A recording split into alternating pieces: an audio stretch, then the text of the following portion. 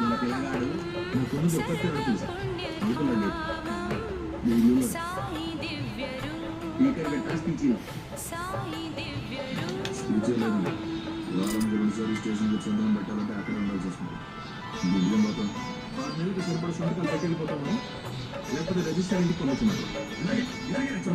అక్కడ ఉన్నారంటే bill pass అవ్వాలంటే ఇదేమో పేరెంట్ అని వచ్చి సెంట్రల్ పట్టుకెళ్ళిపోవడం వచ్చి పొట్టు తెలుస్తుంది.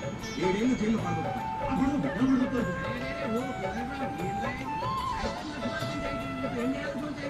దీనిలో చేసేది ఏమీ లేదు సార్.